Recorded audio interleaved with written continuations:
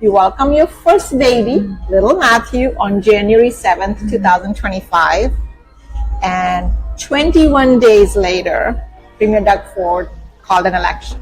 What was the moment where you said, like, what's going on? Am I doing this? Like, as a politician, if I were to lose the election, I wouldn't have an income for my family. So that certainly weighed on me heavily. And I tried to, pump, and I would be in the parking lot trying to pump and keep the milk. And so I did all of that. Breastfeeding, and you got sworn in as a minister as soon as you won, so you had to go back to the ministry. How did you manage that? Like, is there any provision for mat leave for women who get have babies while they're MPPs and ministers? I think people think that it's a very glamorous job, that, we get driven around and we just go to cocktail galas and sip champagne. So I got into the vault, and there was the chief of staff and the premier, and he said, Natalia, I want to give you the opportunity to serve in cabinet as Minister of Long-Term Care. And I started crying. Tell me something people do not know about Premier Ford, because one food you could eat every day and never get bored.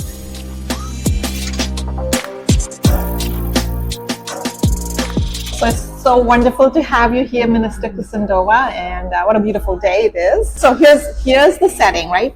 You welcome your first baby, little Matthew, on January 7th, 2025.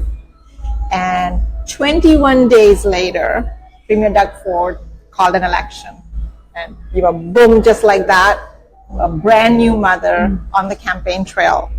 What was the moment where you said, like, what's going on? Am I doing this? I think as a new mom, we have a lot of moments that are, can I do this? So I think these moments of doubt are very common for any new moms. So when the decision was made and the election was called, well, certainly I thought to myself, well, this is going to be very challenging as a new mom. And 3 weeks post a C-section, which, as you may know, recovery time from a C-section is 6 weeks, that you should sort of be not in bed, but being not too active and staying mostly at home. But I told myself, I've been through a lot of challenges in my life. As a woman in politics, I've had my ups and downs, and this is just another challenge. And with the right support system, and my husband and my amazing mom, Anna, and my entire family, and also my team, I'm going to work hard. I'm going to give it my 150%, and the rest I'll leave it up to the voters. So I never doubted that I will put in my 150%. I just wasn't sure if it would be enough. As in any election, it could go any way. So there certainly was days of doubt. And as I've shared with you previously, as a politician, if I were to lose the election, I wouldn't have an income for my family. So that certainly weighed on me heavily. And you won. Congratulations. And then you go back into cabinet. So tell me, what was that like? So, baby's 21 days old. You spend a month on the campaign trail. How did you manage? Like most moms at that point, like you're sleep deprived. I mean, there's so much going on. You're trying to figure out how to change diapers. This is your first baby. How on earth did you manage? So I call this phenomenon postpartum election. Okay? So postpartum election is when 3 weeks after a C-section, you find yourself door knocking in -15 outside, jumping through snowbanks that are sometimes bigger than your person. And of course, having some pain in various places, and having to take it easy on your body as much as you can. Any hacks, tips for young, brand new moms? Like you really did like a Herculean thing, literally. So any hacks or tips? The sort of challenges that every new mom experiences is whether to breastfeed or bottle feed. And, in the hospital, they tell us breastfeed is best. And it is, because there are a lot of benefits inferred on the baby from having that natural and for milk. moms too, like you lose weight faster and stuff like that. Bonding, right? Immune protection, etc. And so that was one of the challenges for me, because obviously in order to achieve a steady milk supply, you have to breastfeed consistently, which I couldn't do because I was campaigning. And I tried to, pump, and I would be in a parking lot trying to pump and keep the milk. So I'm very proud of myself that even though it's not 100%, it's maybe 20%, that I was able to achieve that. Yeah, these are the trade-offs. Absolutely. These are the difficult trade-offs. No, one of the hardest things is because mothering, breastfeeding, all of these, people have strong opinions about this stuff. So, right? And so there are critics who might say, well, if you're a new mom, if you chose to have a baby, you should be at home full-time mothering, while others say, a woman should have the choice to be as driven as she wants and go back to work and lean in as soon as possible. Like, did you hear that kind of commentary? Like, what did you hear? Did people talk to you about this stuff? Did you feel any pressure? I would say that the comments were mostly positive. I think that our society as a whole is changing, and the role of women in society is becoming more and more pronounced, whether it's as political leaders or CEOs in hospitals or companies. So I think we are more open to the idea of young women who are of childbearing age to be in leadership roles. But I would say things that would help women in the future is having, more areas for breastfeeding in public areas, having more changing tables like that. And I know that the new whip is looking at having a nursery potentially in the building at Queen's Park. So that's great. That's a step in the right direction. But having more spaces for women and for new moms to actually breastfeed, change their baby in the public realm would be definitely helpful. Breastfeeding, and you got sworn in as a minister as soon as you won, so you had to go back to the ministry. How did you manage that? Like, did you take Matthew with you? Or tell me how that all works. Yeah, so for sure. I definitely took Matthew with me to Queen's Park. So he sat in my chair as a member of Mississauga Center, so that was very special. I had to hire a nanny to come with me because it's just not tenable for me to do my role as minister and MPP and a mom all by myself. And so I hired a nanny, and she would come in with me to Queen's Park, take care of the baby, and then I would take a break. I would breastfeed or I would pump and, take my meetings. And so definitely a lot of planning involved. And then in the morning, packing the diaper bag, making sure I have all the bottles and all the equipment like that. A lot goes into planning a day like that, but I was able to do that, and I'm happy that I did. And now I'm officially on my 2-month mat leave, which I'm very happy, obviously, to have a little bit more time to bond with my baby, who's now 4.5 months old. Yeah. They're like politicians, especially at Queen's Park. Is there any provision for mat leave for women who get have babies while they're MPPs and ministers? So there is no provision. There's no legislation to dictate how long or short of a mat leave we can take.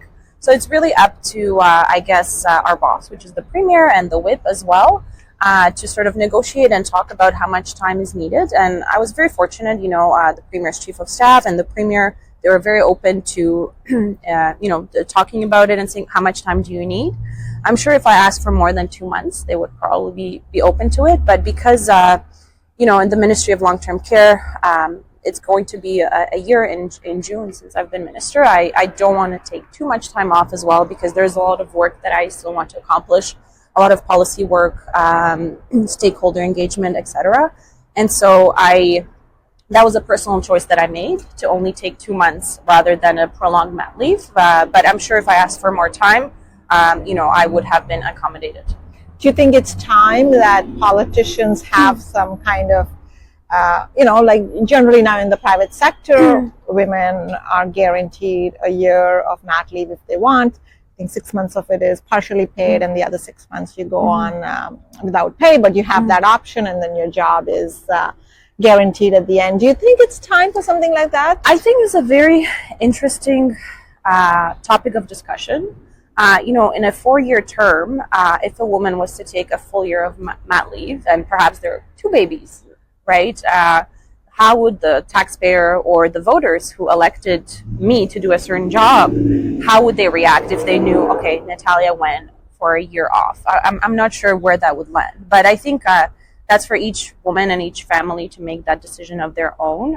So it's hard for me to sort of put myself in the shoes of other women. For me personally, like I said, I'm very passionate about my ministry. We have a lot of work to do. So I personally felt that if I was away, perhaps certain policy items would not be delivered the way I envisioned them.